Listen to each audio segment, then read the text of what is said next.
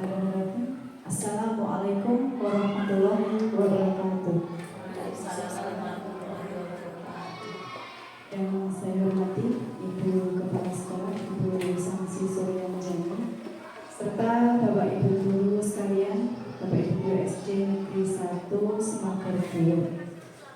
Pertama-tama, marilah kita panjatkan puji syukur kehadiran Allah Subhanahu wa Ta'ala, yang mana pada kesempatan siang hari ini, siang yang cukup cerah ini, kita masih diberikan kesempatan, kesehatan untuk berkumpul di sini dalam rangka diseminasi peningkatan motivasi belajar melalui budaya positif.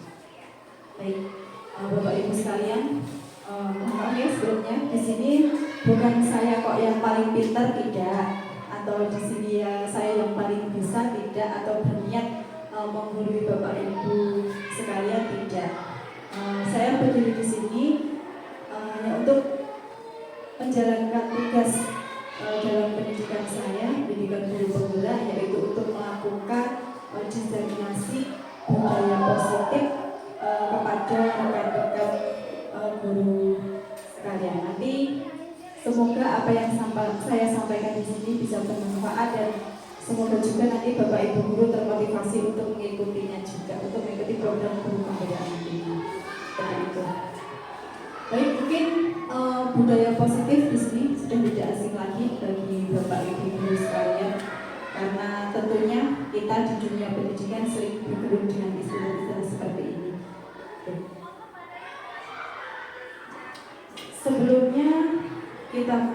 Sebelum kita mulai materi, sebelumnya kita di sini membuat kesepakatan kelas. Yang pertama ada gambar apa itu Bapak Ibu? Ya, apa artinya? Saya di sini mengharapkan Bapak Ibu semua bisa menggeser 2 cm ke kanan dan 2 cm ke kiri. Apanya? Bibirnya. Ditarik ke kanan 2 cm, ke kiri 2 cm. Coba dikatakan. Bagaimana? Ya, saya harapkan sini nanti kita dipenuhi dengan rasa bahagia, mengikuti kegiatan ini dengan bahagia dan tidak ada yang bersedih. Selanjutnya di sini ada gambar apa? Minum, boleh minum. Tapi mohon maaf, ini tadi tidak ada pembawa nih. Boleh minum. Karena kita di sini lumayan nanti waktunya, jadi sebenarnya diperbolehkan untuk minum. Yang ketiga, gambar apa, Bapak Ibu? HP silent, HP di silent. Apabila nanti menerima telepon, berarti boleh menerima telepon, tapi di luar seperti itu. Selanjutnya lagi, gambar apa? Iceman, angkat tangan. Apabila ada yang ingin mengajukan pertanyaan ataupun memberikan pendapatnya, dipersilakan untuk angkat tangan terlebih dahulu. Seperti itu. Yang terakhir, gambar apa? Gelas kosong. Ada yang tahu maksudnya Bapak Ibu? Apa maksudnya? Siapa yang tahu? Kita sebelumnya seperti gelas kosong, nantinya diharapkan terisi dengan air. Iya.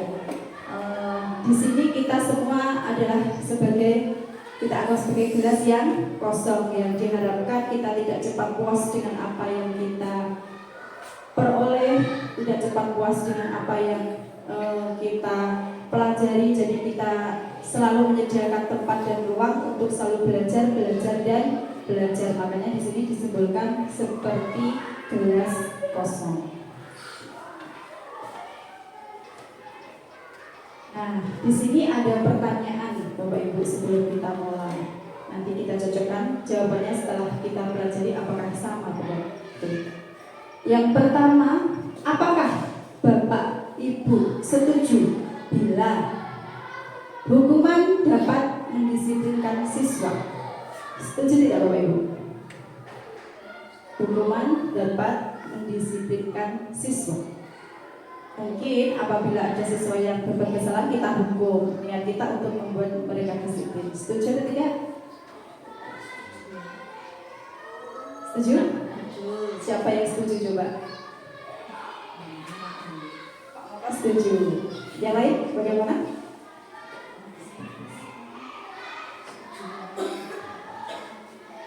Ya, nggak apa-apa, salah nggak apa-apa. Saya takut ini nggak ada yang salah, tidak ada yang benar. Hanya sekedar pendapat. Hanya sekedar pendapat. Baik, ada yang setuju, ada yang tidak ya.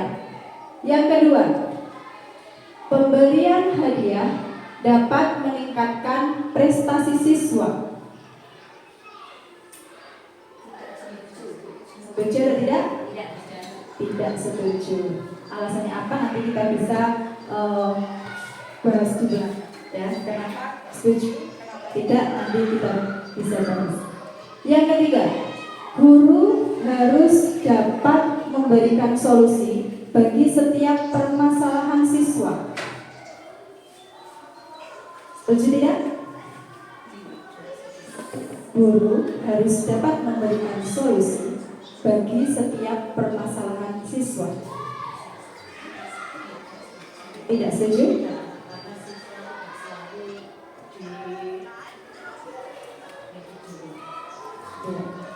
Tidak, karena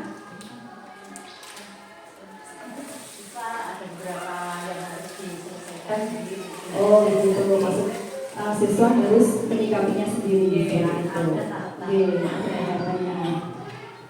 Baru guru ada yang siswa belajar mandiri. Ya, baik, terima kasih. Selanjutnya yang keempat adalah guru harus menjadi teman bagi siswa. Setuju tidak? Setuju? Setuju. Bisa untuk berbagi di sekolah mungkin, ya. Bisa untuk sharing kadang di rumah apabila ada masalah tidak bisa memecahkan dengan kedua orang tua, mereka bisa sharing dengan Bapak Ibu guru di sekolah. Itu adalah pendapat sementara yang nanti akan kita simpulkan lagi setelah kita mempelajari materi selanjutnya. Di sini ada konsep inti dari budaya positif, itu ada berapa? Ada 6. Yang pertama adalah perubahan paradigma belajar. Perubahan paradigma belajar. Yang nanti di dalamnya akan kita bahas lebih lanjut. Yang kedua di sini adalah disiplin positif. Kita di sini mengajar pada murid, memberikan hukuman tadi ya. Diharapkan siswa bisa disiplin. Betul tidak Bapak Ibu? Alasan kita sementara itu ya, sebelum kita tahu, kita memberikan pengarahan kepada murid agar mereka bisa disiplin. Selanjutnya lagi ada kebutuhan dasar manusia. Manusia itu butuh apa saja, seperti itu. Nanti kita bahas. Selanjutnya lagi ada 5 posisi kontrol.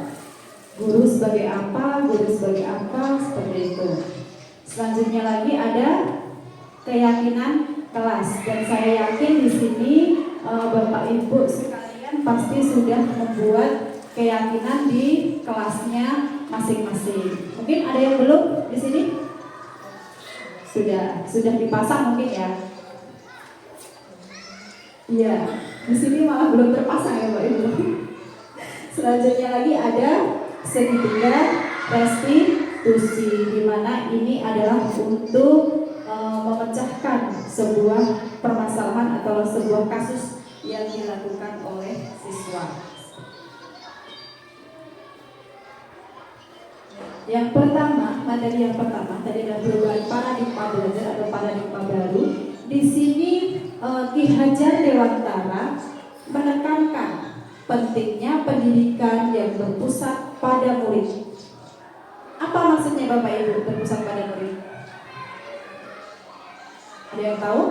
Bu Tanjung mungkin tahu? Pendidikan itu berpusat pada murid. Di sini kita harus mengetahui tentang kodrat dari seorang murid yang harus bisa dipelajari itu dari murid sendiri, sehingga murid bisa mengembangkan apa dari kodrat mereka sendiri. Terima kasih sekali. Di sini seorang guru, seorang pendidikan itu harus berpusat pada murid, di mana kita sebagai fasilitator saja kita mengikuti anak itu bagaimana. Dan di sini budaya positif dapat membantu menciptakan lingkungan belajar yang berpusat pada murid, di mana murid merasa dihargai dan diberdayakan, sehingga mewujudkan profil pelajar Pancasila. Kalau zaman dulu, mungkin Bapak Ibu juga mengalami. Zaman dulu kita belajar di sekolah hanya berpusat pada apa? Guru, ya kan? Guru menjelaskan panjang lebar bla bla bla bla. Kita di belakang hanya menyimak dan mengikuti apa yang menjadi perintah guru kita. Betul tidak Bapak Ibu? Iya. Tapi sebenarnya itu kurang tepat karena kita seharusnya adalah menghamba pada murid. Jadi kita mengikuti. Kan kita mempunyai murid yang berbeda-beda karakter ya, berbeda-beda kemampuan. Bisa menyesuaikan apa yang menjadi cara buat mereka bisa belajar dengan baik dan bisa menemukan apa tujuan dari belajar itu. Nah, di sini murid itu mempunyai 2 kodrat. Apa Bapak Ibu kodrat apa? Kodrat alam dan kodrat zaman. Kodrat alam di mana itu adalah sudah bawaan anak sejak lahir, termasuk karakteristik anak, mungkin ada yang pemarah, pemalas, rajin, itu adalah sudah bawaan dari lahir yang kita tidak bisa merubahnya. Sedangkan kodrat zaman adalah apa?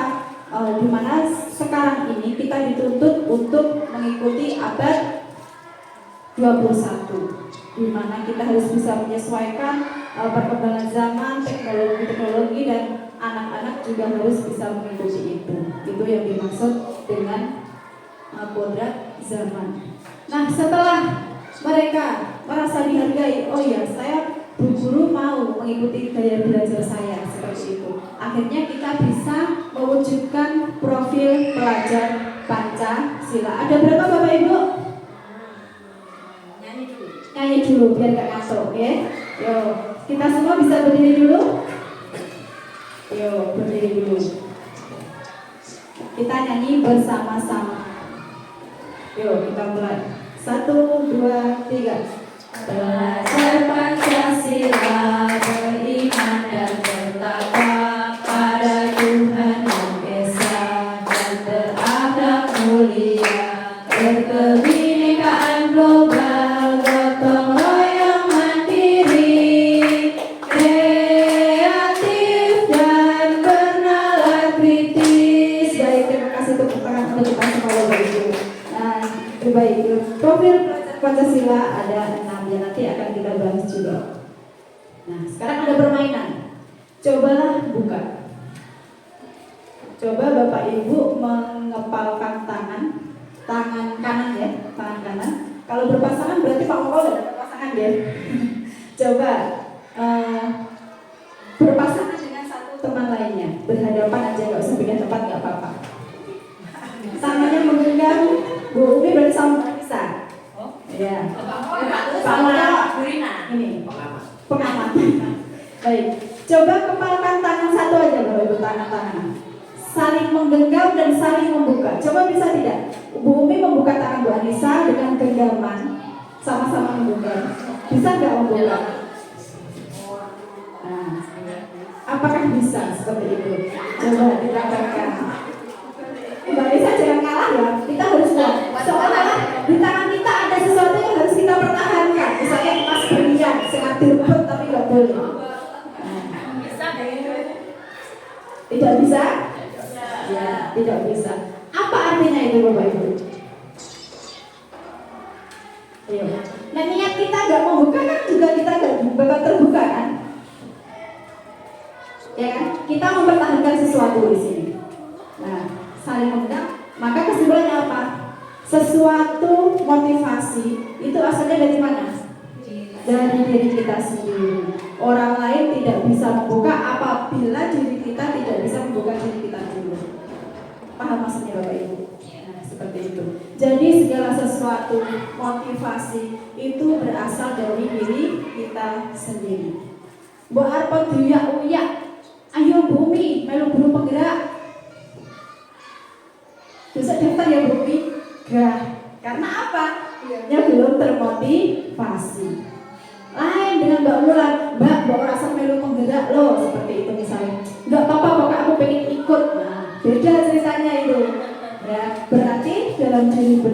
sudah ada motivasi. Jadi buat wajib mempengaruhi orang lain, kalau kita sendiri yang tidak membuka diri kita, maka itu tidak akan terjadi. Seperti itu.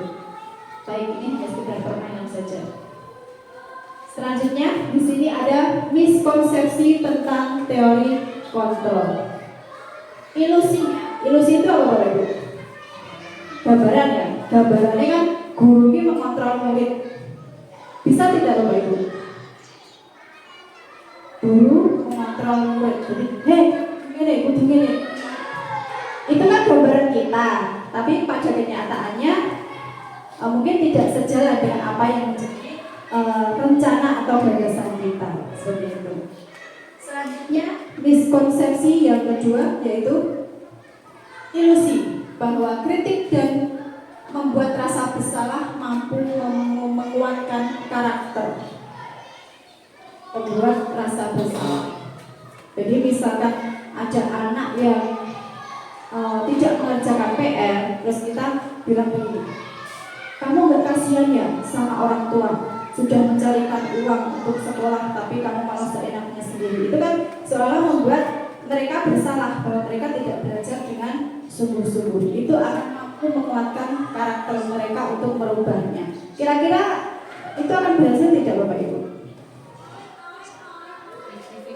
50-50, belum tentu ya, belum tentu. Itu kan hanya ilusi kita, gambaran kita yang belum tentu akan terjadi. Selanjutnya, ilusi bahwa semua penguatan positif, efektif dan bermanfaat.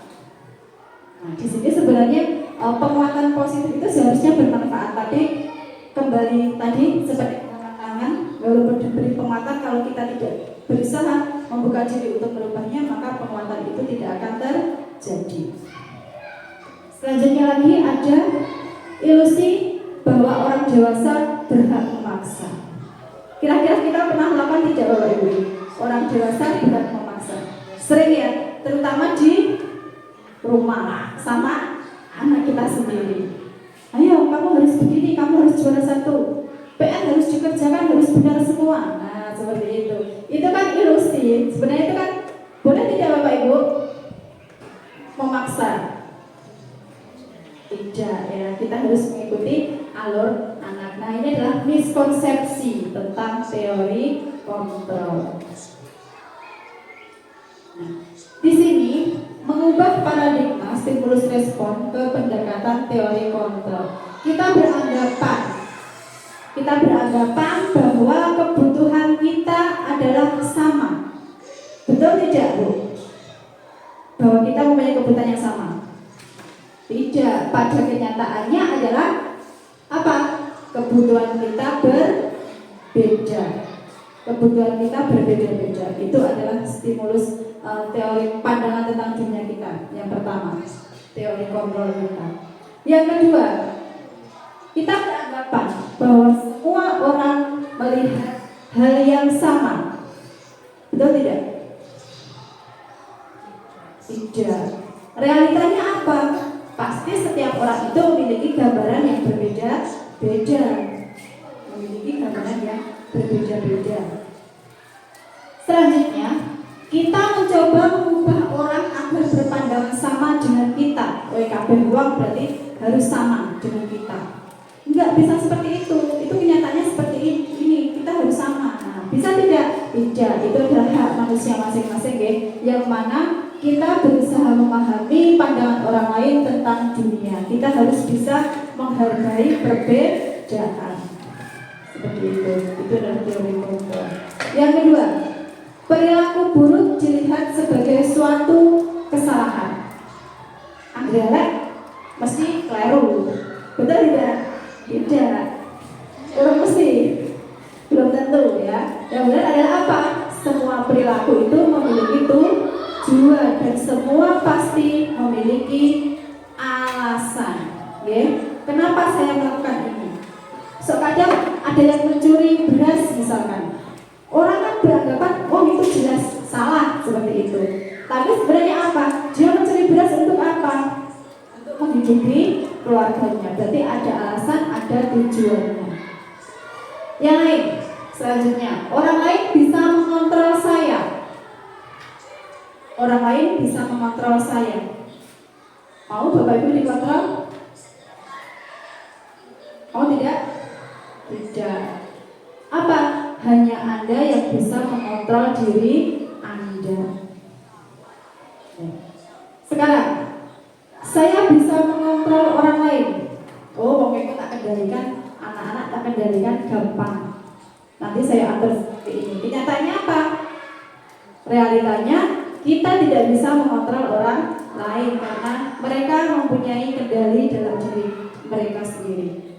Nah, selanjutnya lagi, pemaksaan ada pada saat bujukan gagal, dirayu, dilus ragilum, akhirnya dipaksa. Boleh tidak sebenarnya semacam itu?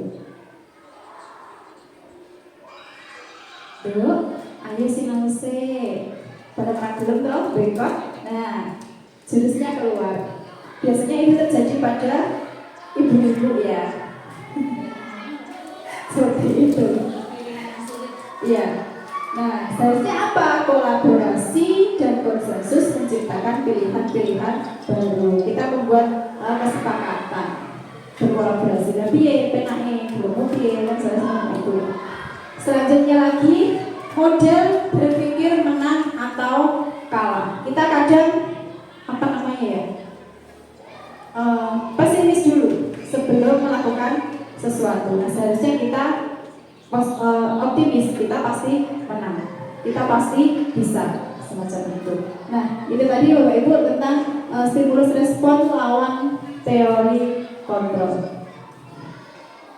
Nah, materi yang kedua di sini adalah disiplin positif, di mana cara penerapan disiplin yang mengajarkan anak bertanggung jawab dan menumbuhkan kesadaran diri berdasarkan nilai kebajikan yang diamini tanpa ancaman, hukuman maupun sogokan. Tadi ada pertanyaan nggak Bapak Ibu? Hukuman bisa mendisiplinkan murid tadi ya kalau nggak salah.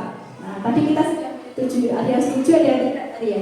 Nah, di sini sekarang kita bahas bahwa cara penerapan disiplin yang mengajarkan anak bertanggung jawab dan menumbuhkan kesadaran diri berdasarkan nilai-nilai kebajikan yang diyakini tanpa ancaman, hukuman maupun sogokan. Sogokan itu termasuk hadiah itu ya Bapak Ibu. Hadiah, misalkan, ayo siapa yang bisa mengerjakan nanti tak kasih pensil 1. Nah itu kan berarti motivasi dia apa? Motivasi dia adalah pensil, you know? Nah, motivasi dia adalah pensil. Misalkan mengajarkan disiplin, ayo kau nak ambil topi tak akan push up 100 kali. Berarti dia disiplin itu karena takut nanti akan dihukum. Berarti bukan karena tujuan baik. Maksudnya biasa itu menjadi baik dan lain sebagainya. Itu adalah disiplin positif.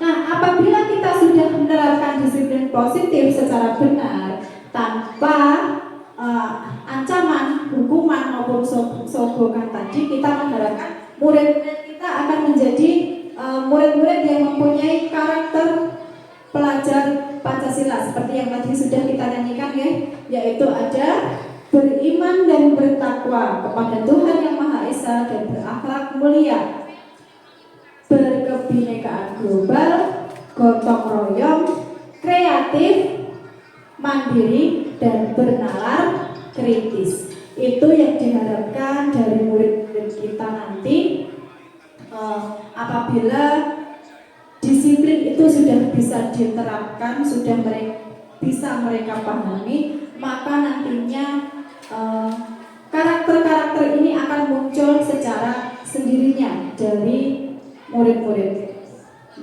Itu ada yang beriman, itu berarti tentang kebiasaan, kita melakukan kebiasaan setiap hari Sabtu, contohnya kita melakukan sholat duha bersama, ada tausiah dari Pak Ustadz, itu adalah agar mereka bisa beriman dan bertakwa. Selain itu juga berdoa sebelum belajar, sesudah belajar, mau makan, itu adalah untuk mendisiplinkan mereka secara dengan melakukan kebiasaan, maksudnya seperti itu. Nah, itu adalah nilai-nilai yang kita harapkan dari disiplin positif yang kita berikan. Nah, yang ketiga, teori motivasi. Perilaku manusia itu melakukan motivasi tadi sudah disebutkan juga juga menghindari ketidaknyamanan atau hukuman. Mereka melakukan sesuatu agar mereka tidak dihukum. Selanjutnya agar mereka mendapatkan apa? Mendapatkan imbalan atau penghargaan dari orang lain. Selanjutnya lagi apa? Menghargai diri sendiri dengan nilai yang diyakini. Nah, tadi kita dipenging memakai topi biar tidak dihukum saat upacara anak-anak itu. Nah, itu karena mereka adalah menghindari hukuman. Terus agar mendapat penghargaan.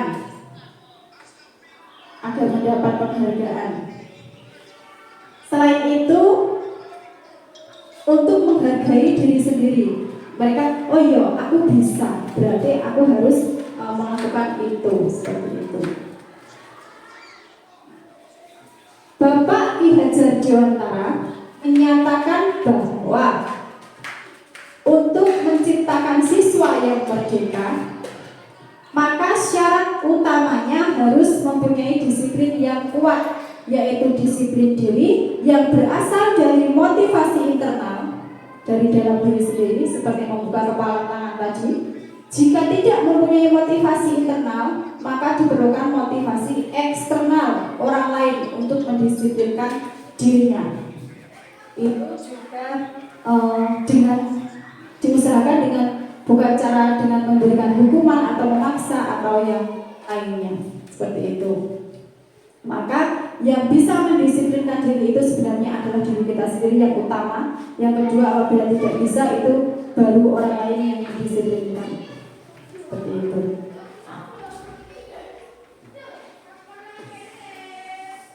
Nah, di sini Bapak Ibu, hukuman. Hukuman itu apa? Sesuatu yang menyakitkan harus terjadi. Sanksinya apa? Sesuatu itu harus terjadi. Contohnya, kita ada murid yang terlambat 10 menit misalkan. Kamu terlambat ya? Ayo lapangan dulu 10 kali. Nah, itu termasuk hukuman. Dan itu hukuman itu harus dilakukan tidak? Harus, biasanya yang hukuman harus dilakukan, sesuatu harus terjadi. Restitusinya apa? Restitusi itu merupakan pilihan. Berarti nak dihukum perilaku ya kudu melakukan, semacam itu. Yang kedua adalah tidak nyaman untuk murid atau anak apabila itu dilakukan dalam jangka waktu yang panjang. Ya. Apalagi dalam waktu yang panjang, konsekuensinya apa? Dalam jangka pendek pun murid sudah merasa tidak nyaman dengan hukuman itu. Nah, restitusi atau penyelesaiannya bagaimana? Nah, itu berarti menguatkan murid agar tidak melakukannya dan digunakan dalam waktu yang cukup panjang, seperti itu. Nah, sekarang hukumannya korban mendapatkan keadilan. Korban mendapatkan keadilan.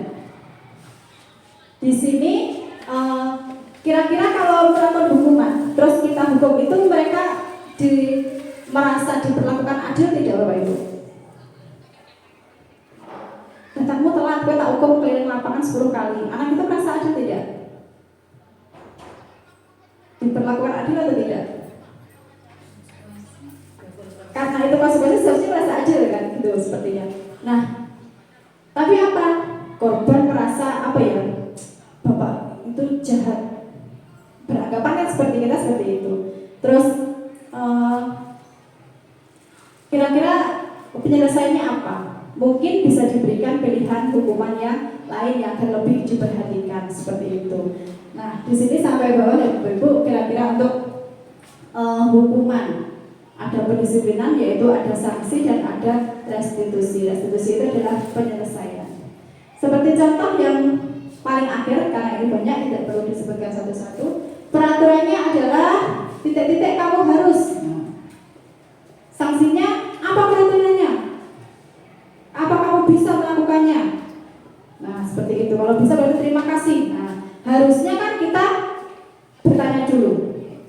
apa yang kamu yakini? Kenapa kamu melakukan itu? Seperti itu. Apa yang bisa kamu lakukan untuk memperbaiki masalah ini? Semacam itu. Ya. Kamu nanti kedepannya harus bagaimana biar itu tidak terulang lagi. Sudah tadi hukuman. Sekarang perbedaan hukuman dan konsekuensi. Hukuman itu sesuatu yang meyakinkan dan harus terjadi. Sedangkan konsekuensi di sini adalah sesuatu yang harus terjadi.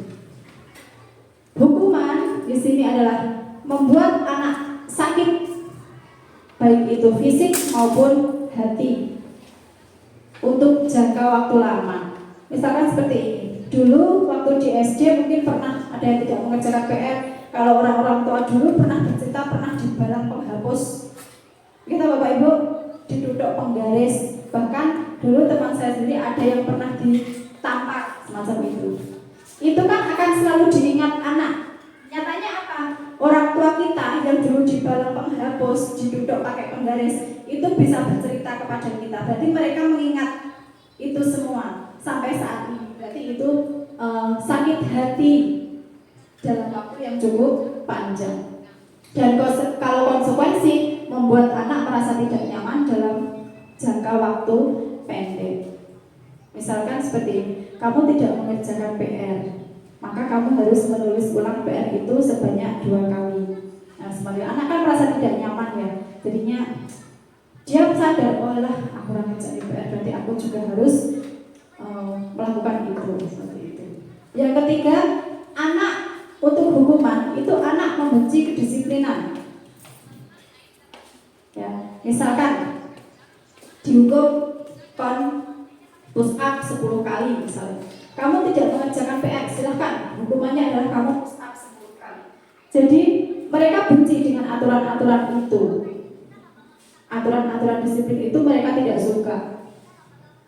Nah, kalau konsekuensi itu memberikan anak menjadi belajar untuk menghargai disiplin. Selanjutnya, hukuman itu bersifat apa? Paksaan. Dipaksa karena kamu harus melakukan ini. Nah, dan konsekuensi ini adalah stimulus atau tanggapan. Berarti bagaimana pendapatmu?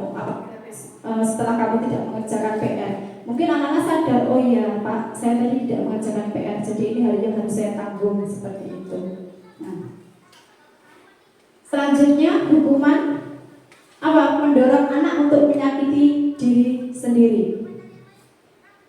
Dan apabila konsekuensi adalah mendorong agar anak mudah menyesuaikan diri. Selanjutnya lagi, hukuman itu bersifat mengatur konsep diri yang buruk. Dan apabila konsekuensi itu adalah membuat anak menjadi mempunyai konsep diri yang baik, mengatur ulang, mengevaluasi apa yang telah dilakukan kesalahan itu. Hukuman itu yaitu biasanya anak belajar untuk menyembunyikan kesalahan.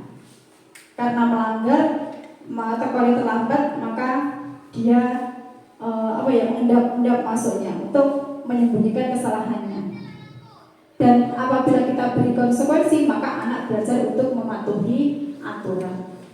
Yang terakhir, apabila diberi hukuman, biasanya anak marah, merasa bersalah, dipermalukan, merasa tak dihargai. Kalau konsekuensi, kehilangan hak, dibuat tidak nyaman, diasingkan untuk sementara. Nah, itu untuk perbedaan hukuman dan konsekuensi. Nah, ini bagaimana kira-kira Bapak Ibu? Termasuk hukuman atau konsekuensi? Yang pertama, murid diminta bertelanjang kaki sepanjang hari karena tidak menggunakan sepatu warna hitam sesuai peraturan sekolah. Hukuman atau konsekuensi? Hukuman. Ya, murid diminta bertelanjang kaki karena kita kan sudah punya peraturan ya. Peraturannya apa? Sepatunya warna hitam. Dia memakai sepatu selain warna hitam berarti. Yang kedua, lari mengelilingi lapangan basket 2 kali karena terlambat hadir di sekolah. Hukuman. Yang ketiga, membersihkan coretan yang dibuatnya di meja tulis. konsekuensi. Kenapa? Kamu sudah menceritakan, berarti kamu sendiri yang harus membersihkannya. Seperti itu. Berarti semua tindakan ada konsekuensinya. Yang keempat, murid diminta untuk push up 15 kali karena tidak menggunakan masker ke sekolah. Apa Bapak Ibu? Hukuman. Karena apa? Hukuman tadi yang pertama bersifat menyakiti. Gitu. Yang kelima, membersihkan tumpahan air di meja tulis karena tersenggol saat belajar. Konsekuensi, betul sekali. Yang terakhir, berjemur di lapangan basket pukul 12 siang karena ngobrol dengan teman. Hukuman. Yang ketujuh, maaf, baru tidak kelihatan ini. Berdiri di depan kelas sambil mengangkat kaki satu karena tidak bisa menjawab soal. Hukuman ya. Sebenarnya bisa atau tidak itu kan gimana ya, tergantung anaknya sendiri ya. Itu dari dalamnya. Kalau memang belum paham berarti kan memang dia belum bisa. Itu adalah sebuah hukuman di sini. Nah, di sini hukuman itu sifatnya tidak terencana atau tiba-tiba. Ini kalau kadang kamu terlambat, ayo keliling lapangan, itu kan tidak terencana. Nah, yang kedua, konsekuensi itu lebih terencana sesuai aturan seperti tadi, mencoret-coret meja teman berarti harus membersihkannya. Nah, restitusinya bagaimana? Proses menciptakan kondisi bagi murid untuk memperbaiki kesalahan. Yang kedua, murid tidak tahu apa yang terjadi atau tidak dilibatkan. Jadi orang minta pendapat murid dulu, Bapak Ibu langsung memutuskan, ayo kamu lari tanpa memintai pendapat. Nah, di sini yang kedua murid dibuat tetap tidak nyaman. Mereka tahu kesalahannya, mereka merasa tidak nyaman dan memang harus mengerjakan konsekuensi itu. Maaf ini tadi kepotong ya Bapak Ibu ternyata ya.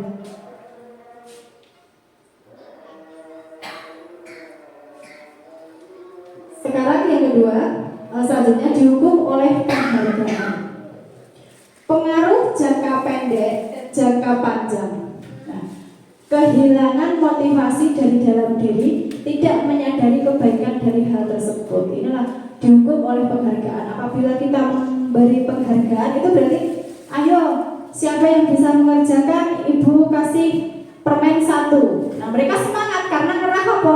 Dia mengharapkan permen. Tapi apabila kita tidak memberikan permen itu, maka mereka juga tidak mau berusaha untuk bisa. Nah, di sini yang dimaksud adalah kehilangan motivasi dari dalam. Yang kedua, penghargaan tidak efektif. Jika mengharapkan suatu penghargaan dan tidak mendapatkannya, maka akan kecewa dan berkecil hati, serta kemungkinan lain kali tidak akan berusaha sekeras sebelumnya. Karena tidak mendapat hadiah, maka mereka juga tidak mau berusaha. Selanjutnya lagi, penghargaan merusak hubungan. Bagaimana maksudnya Bapak Ibu? Contoh, mungkin apabila ada yang anak bisa menjawab soal, mendapatkan 1 permen, maka itu akan menjadi apa? Kecemburuan. Betul. Kecemburuan bagi siswa yang lain. Wah, kok guru samane dikai permen, akhirnya bertengkar. Nah, itu penghargaan juga bisa merusak hubungan. Yang keempat, penghargaan menghukum. Karena orang pada dasarnya tidak suka dikendalikan. Dalam jangka waktu lama, penghargaan akan terlihat sebagai hukuman. Wah, nek orang itu, nek orang aku rasa berarti aku lagi keikui. Nah, dia lama-lama merasa kok ngono ya, seperti itu. Yang kelima, mematikan motivasi dari dalam diri. Jika kita memberikan penghargaan kepada seorang anak pada saat dia sedang merasa bangga dengan pencapaiannya sendiri, maka kita akan mengambil kegembiraan yang saat itu sedang dirasakan secara alamiah. Oke? Dia bangga dengan pencapaiannya. Maka saat dia tidak memperolehnya, maka dia akan merasa sedih atau kegembiraannya itu hilang. Di sini materi yang selanjutnya yaitu keyakinan kelas. Tadi di sini semua sudah membuat ya Bapak Ibu. Di sini kelas ini belum terpasang tadi ya, keyakinan kelasnya. Mengakui. Keyakinan kelas berisi beberapa aturan untuk membantu guru dan murid bekerja sama membentuk kegiatan belajar mengajar yang efektif. Keyakinan kelas tidak hanya berisi harapan guru terhadap murid, tapi juga harapan murid kepada guru. Keyakinan kelas disusun dan dikembangkan bersama-sama antara guru dan murid. Keyakinan kelas yang seharusnya mudah dijangkau dan dapat langsung dilakukan. Oleh karena itu, dalam keyakinan kelas menggunakan kalimat positif yang bisa lebih dipahami dibanding menggunakan kalimat negatif. Nah, kita kan dalam menyusun keyakinan kelas ini pasti bersama-sama ya, tidak mungkin Bapak Ibu guru, ayo keyakinan kelas yang pertama adalah tidak boleh datang terlambat. Paling tidak kan kita menanyakan dulu ya, ayo apa kira-kira keyakinan kelas yang pertama seperti itu, atau silakan kemukakan pendapat kalian. Mengapa keyakinan kelas kok bukan peraturan kelas?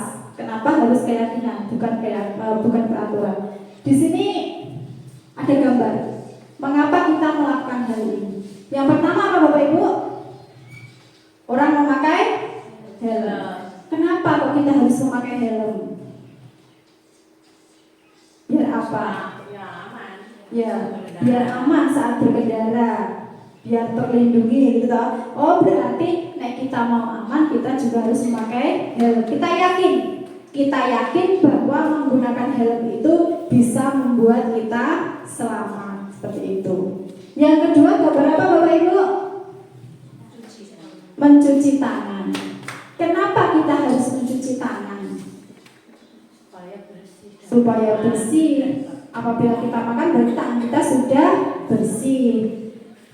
Akhirnya makanan yang masuk ke dalam diri kita tidak terkontaminasi dengan kotoran-kotoran. Nah, berarti itu kita yakin, oh ya, kalau mencuci tangan kita bersih. Nah, itu.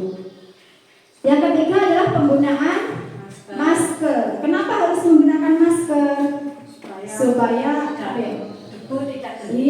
supaya udara yang masuk ke dalam tubuh kita itu lebih sehat, lebih tersaring. Nah, berarti kita yakin kita menggunakan masker, berarti debu yang masuk ke dalam diri kita akan bersih, seperti itu.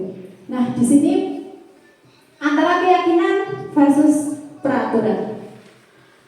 Nah, keyakinan itu dibuat berdasar kesepakatan antara guru dan siswa, bersifat universal, berdasar nilai-nilai yang diyakini bersama. Jadi itu adalah kesepakatan orang menurut pendapat kita saja, tapi terutama kita bertanya kepada murid dulu. Yang kedua, peraturan itu biasanya langsung dibuat oleh guru dan bersifat satu arah. Nah, peraturan ini wong siji sing gawe, aturannya kudu ini. Enggak boleh datang terlambat, PR kudu digarap dan lain sebagainya. Nah, kita belum menanyakan tapi kita sudah memutuskan, itu namanya peraturan. Itu perbedaan antara keyakinan dan peraturan. Nah, ini mungkin Bapak Ibu juga sudah paham ya tata cara pembentukan keyakinan kelas. Yang pertama apa? Yang pertama adalah mempersilahkan seluruh anggota mencurahkan ide gagasan tentang kesepakatan. Ayo semua tuliskan di post-it misalkan. Kira-kira keyakinan kelas apa yang kalian harapkan dari kelas kita ini? Nah, mungkin satu anak dengan anak yang lainnya berbeda-beda. Saya ingin misalkan anak A tidak boleh keyakinan kelas tidak ada kata tidak boleh ya sebenarnya. Datang tepat waktu misalkan seperti itu. Terus lagi buang sampah pada tempatnya. Yang kedua, mencatat dan mengelompokkan semua masukan. Jadi pendapat-pendapat murid tadi kita tampung misalkan kita tempel di dalam papan tulis, kita tempel semua. terus kita tampung, kita baca bersama. Setelah itu yang ketiga, mengganti kalimat negatif menjadi kalimat positif. Kira-kira ada yang tahu tidak maksudnya ini Bapak Ibu? Menggantikan kalimat negatif menjadi kalimat positif. Tidak menggunakan kata jangan. Tidak menggunakan kata jangan biasanya diganti dengan kata yang lebih positif yang bisa diterima oleh siswa. Baik, betul sekali ya. Kita dalam membuat keyakinan kelas sebaiknya tidak menggunakan kata jangan, tidak boleh itu. Misalkan tidak boleh membuang sampah sembarangan, maka kita positifkan kalimatnya menjadi bagaimana? Misalkan buang sampah pada tempatnya, misalkan seperti itu. Nah, misalkan lagi tidak boleh datang terlambat. Nah, itu kan ada kata tidak boleh, maka kita ganti dengan datang tepat waktu. Nah, semacam itu. Itu adalah aturan-aturan dalam membuat keyakinan kelas. Yang keempat, susun menjadi keyakinan. Nah, setelah tadi kalimat-kalimat tadi kita rubah menjadi kalimat-kalimat positif, setelah itu kita susun apa saja kesimpulan dari sekian banyak keyakinan kelas yang telah dimunculkan atau kalian tulis tadi. Yang kelima, meninjau ulang dan menyetujui bersama. Setelah kita tinjau dan kira-kira sudah cocok, semuanya sepakat, lalu kita setujui. Kita setujui di sini adalah semua berkomitmen harus mematuhi apa yang sudah menjadi kesepakatan kita. Kita yang buat keyakinan itu, masa kita juga yang akan melanggar seperti itu, ya? Nah, selanjutnya yang keenam adalah ditempel dan dilaksanakan bersama. Nah, setelah jadi kita buat dalam selembar kertas atau kita buat kreativitas bagaimana, terus kita tempel di tembok dalam kelas. Yang ketujuh, ditinjau dan dievaluasi secara berkala. Maksudnya apabila mungkin satu minggu keyakinan kelas ini dibuat, bagaimana kira-kira sudah ada perubahan atau belum, apakah dilanggar atau tidak dan lain sebagainya, maka ini selalu kita evaluasi secara berkala. Nah, itu tadi untuk keyakinan kelas. Yang selanjutnya adalah untuk kebutuhan dasar. Nah, di sini ya ada Bumi, guru wali kelas 5 SD Negeri 1 Semagar-Dhuwur, sedang bingung menghadapi ulah salah satu murid di kelasnya. Namanya ya, beberapa anak di kelas 5 telah datang padanya, maksudnya pada Doni, dan mengeluhkan Doni yang sering kali meminta bekal makan siang mereka dengan paksa. Jika Anda menghadapi suasana seperti Bumi, apa yang akan Anda lakukan? Menurut Anda, kira-kira apa alasan Doni melakukan hal itu?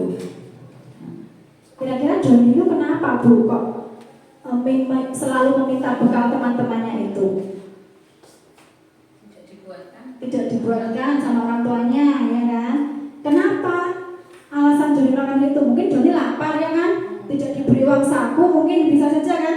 Nah, berarti aku lahisanmu, saya minta bekal teman-teman saja. Bisa jadi seperti itu. Nah, itu berarti Doni itu butuh sesuatu. Dia butuh sesuatu. Apa sesuatunya itu? Entah kasih sayang, entah perhatian. Nah, itu adalah kebutuhan Doni. Itu namanya kebutuhan dasar manusia. Nah, di sini ada 5 kebutuhan dasar manusia. Yang pertama apa? Bertahan hidup. Bertahan hidup di sini kita butuh sesuatu untuk mempertahankan hidup. Yang pertama adalah terutama makanan. Tidak mungkin kita bisa hidup tanpa makan. Selanjutnya adalah pakaian, tempat tinggal, keamanan dan kesehatan. Itu adalah kebutuhan kita untuk mempertahankan hidup. Selanjutnya lagi, yang kedua adalah kasih sayang. Nah, mungkin ya di sini Doni tadi rasa diterima atau diperdulikan, kerjasama bagian dari kelompok. Yang ketiga kebutuhan manusia yaitu kebebasan, yaitu harga diri, keinginan untuk dianggap memimpin, berprestasi dan diakui. Oke. Yang keempat, kebutuhan adalah kesenangan. Kesenangan itu apa ya? Kebalik ya Bu ini. Kebalik ya saya ya. Yang kesenangan. Mandiri, memilih pilihan, mencoba hal baru dan mengendalikan dirinya itu harusnya apa? Harusnya apa ini? Harusnya apa? Yo, harusnya apa? Bermain humor itu harusnya berada di nomor 4. Bermain humor itu adalah kesenangan, humor, antusiasme dan tertawa. Betul. Yang kelima, penguasaan itu mungkin lebih ke mandiri, mengendalikan diri sendirinya. Itu adalah sebuah penguasaan. Lah kalau Doni tadi Bapak Ibu, Doni tadi kira-kira butuh yang mana?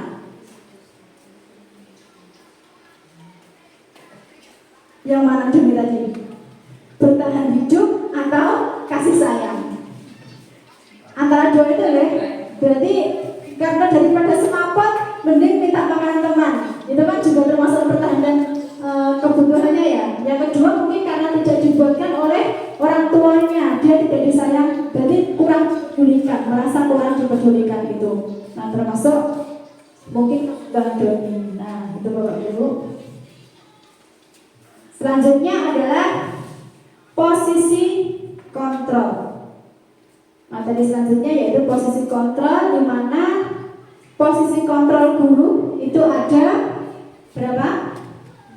5. Yang pertama sebagai penghukum, yang kedua sebagai pembuat rasa bersalah, selanjutnya lagi sebagai teman, yang keempat sebagai pemantau, yang terakhir sebagai manajer. Kira-kira Bapak Ibu di sini sebagai yang mana ini? Kalau di dalam kelas atau di sekolah?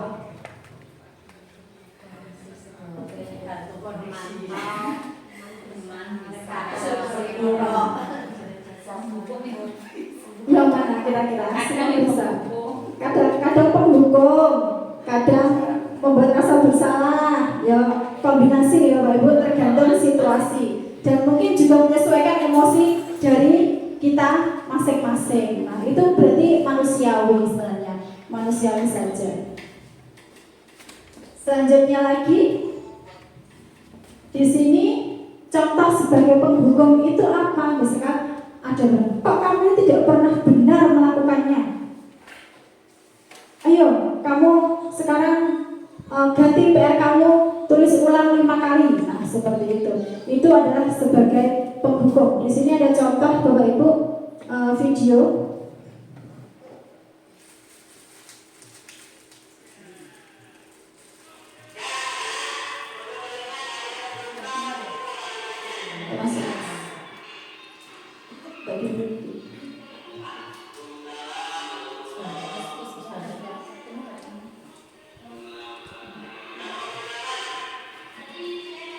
Ini ada siswa terlambat nih Bapak Ibu, ada siswa terlambat.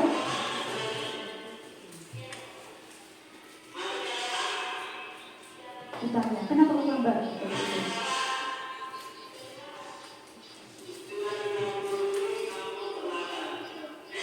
Sudah 20 menit kamu terlambat katanya.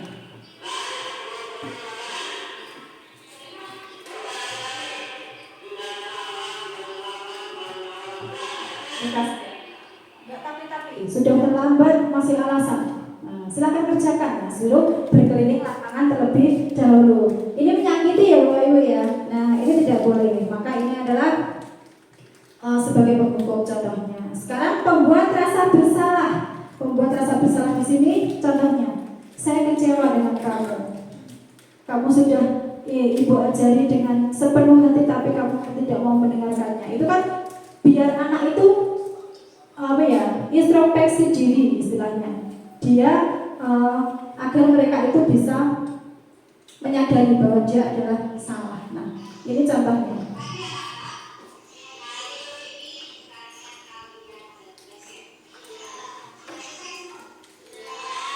Mengerjakan PR ya.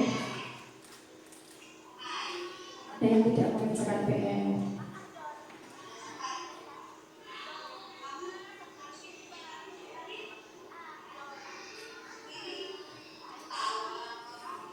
Nah, itu. Kamu tahu tidak orang tua kamu sudah mencarikan biaya dan sebagainya. Maka kenapa kamu tidak mengerjakannya? Itu adalah sebagai pembuat rasa bersalah. Selanjutnya adalah sebagai teman. Bahasanya lebih gaul biasanya kalau sebagai teman ya. Ayo dong demi Bapak Ibu atau demi Bu Guru kamu harus bisa semacam itu. Bahasanya lebih gaul. Nah, ini contohnya.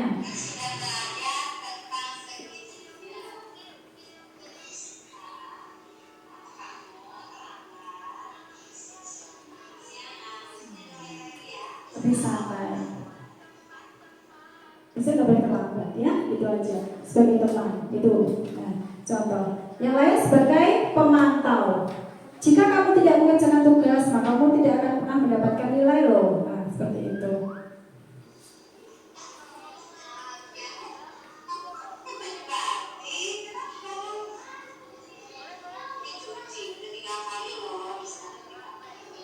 Nah, hanya dilihat saja, dicatat. Tidak diberikan konsekuensi apa-apa. Itu sebagai manajer. Selanjutnya lagi adalah sebagai pemantau. Sekarang sebagai manajer.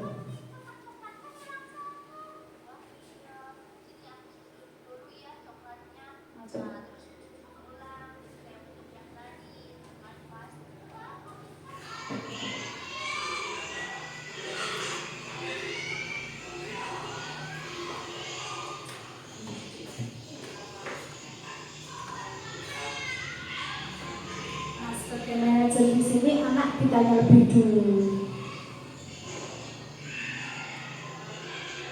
Kenapa kamu melakukan itu? Alasannya apa? Seperti itu.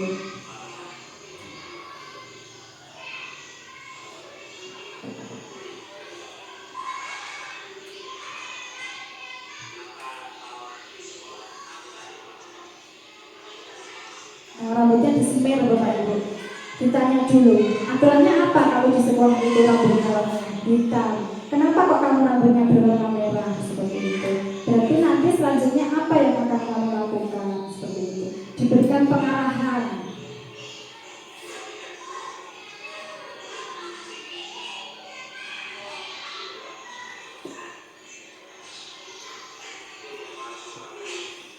Ditanya, bisa merapikan tidak bisa, malah tidak dengan Pak Guru tidak, seperti itu.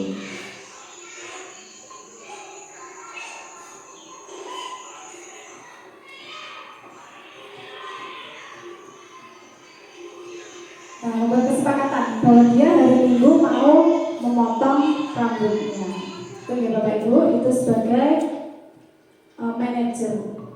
Nah, sekarang yang terakhir yaitu restitusi, di mana proses menciptakan kondisi bagi peserta didik untuk memperbaiki kesalahan mereka, sehingga mereka bisa kembali pada kelompok mereka dengan karakter yang lebih kuat.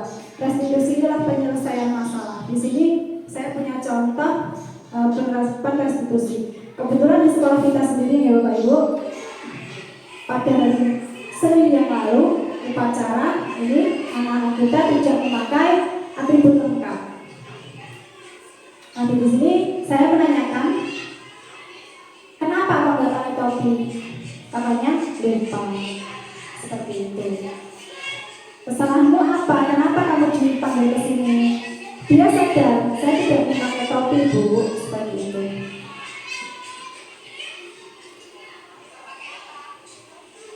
Nah, tidak pakai topi. Ditanya, kemarin kalian punya kesepakatan tidak di sekolah? Punya. Apa? Kalau upacara harus memakai topi.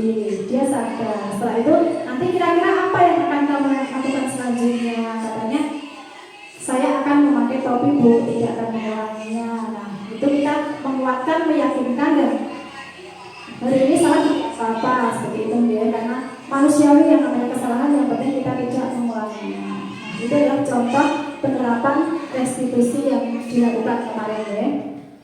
Nah, di sini ada lagi segitiga restitusi, yaitu yang pertama adalah menanyakan. Yang pertama adalah menstabilkan identitas. Contoh perkataannya misalkan setiap orang pasti pernah melakukan kesalahan.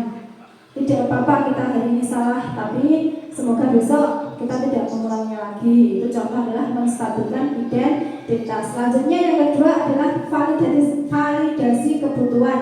Contohnya, kamu kenapa kok melakukan ini? Itu adalah memvalidasi. Kenapa kamu melakukan ini? Kenapa kamu terlambat? Nah, seperti itu. Yang ketiga adalah menanyakan keyakinan. Kira-kira apa yang akan kamu lakukan setelah nanti kamu diberi maaf ini, kamu selanjutnya akan melakukan apa? Nah, itu adalah menanyakan tentang keyakinan. Nah, sekarang kita memeriksa lagi jawaban kita yang pertama tadi. Kita sudah belajar tadi ya. Yang pertama, tadi kita hukuman tadi setuju ya dapat mendisiplinkan siswa tadi ya. Hukuman dapat mendisiplinkan siswa. Ada yang setuju, ada yang tidak tadi ya. Nah, sekarang kita tahu jawabannya bahwa hukuman sebenarnya bisa, tapi gimana ya? Dengan cara sehingga tidak dengan cara yang menyakiti seperti itu. Yang kedua, pemberian hadiah dapat meningkatkan prestasi siswa. Bisa, tapi juga ada efek negatifnya seperti itu. Yang keempat, guru harus dapat memberikan solusi bagi setiap permasalahan siswa. Ya. Tadi kan kita menjawabnya apa tadi? Tidak semua gitu ya. Tidak semua permasalahan bisa diselesaikan. Nah, yang kita harapkan di sini adalah guru harus dapat memberikan solusi bagi setiap permasalahan siswa. Dan yang terakhir adalah guru harus menjadi teman bagi siswa. Tadi yang keempat sudah sesuai ya. Dalam penerapan disiplin positif, kita harus mampu mengontrol diri dan merefleksi diri kita sebagai guru. Kita menerapkan budaya positif kepada anak, tapi kita lupa bahwa kita sudah benar atau belum, semacam itu. Itu kita juga harus pelajari. Nah, kita harus mampu sebagai manajer, yaitu untuk menanam murid menjadi insan yang mandiri, merdeka dalam belajar dan bertanggung jawab. Nah, terima kasih. Nah, sekian tadi Bapak Ibu, kira-kira sedikit yang dapat saya sampaikan. Semoga dapat bermanfaat bagi Bapak Ibu semua, dan juga semoga dengan ini Bapak Ibu guru nanti juga dapat tergerak, dan akhirnya Bapak Ibu guru mau bergerak, dan nanti juga akhirnya bisa menggerakkan. Baik, itu mungkin itu dari saya. Sebelum kamu mungkin ada yang ingin memberikan tanggapan atau pertanyaan, mungkin Bu Kepala Sekolah Bu Samsi bisa memberikan penguatan. Juga selamat kepada yang sudah presentasi dengan judul disiplin positif. Ini baik ya presentasinya dalam arti Bapak Ibu yang dalam proses bergerak dan belum dapat memahami materi ini penting untuk di kelas. Ternyata disiplin positif ini lebih membangun motivasi peserta didik dalam tujuan kita peningkatan kualitas pembelajaran yang nantinya diharapkan akan meningkat, yang saat ini masih dalam pilihan IPM kita ya, salah satunya lagi penerapan disiplin positif ini baik untuk dikembangkan dan juga sudah ditularkan ke Bapak Ibu guru. Silakan Bapak Ibu guru mengambil ilmu yang tadi disampaikan dari Bu Lina diterapkan di kelas sehingga diharapkan nanti kelasnya semakin membaik begitu untuk mencapai tujuan yang diharapkan. Mungkin itu Bu Lina, selamat dan sukses, selamat lanjut di GB-nya. Terima kasih Bu Samsi atas penguatannya. Mungkin dari Bapak Ibu guru yang lain mau memberikan tanggapan atau tambahan, kami persilahkan. Tajam, enggak? Cukup? Apa-apa mau tambah kan? Sekian ya, mungkin cukup sekian dari saya. Apabila ada kurang lebihnya, saya mohon maaf yang sebesar-besarnya. Akhir kata, Assalamualaikum warahmatullahi wabarakatuh.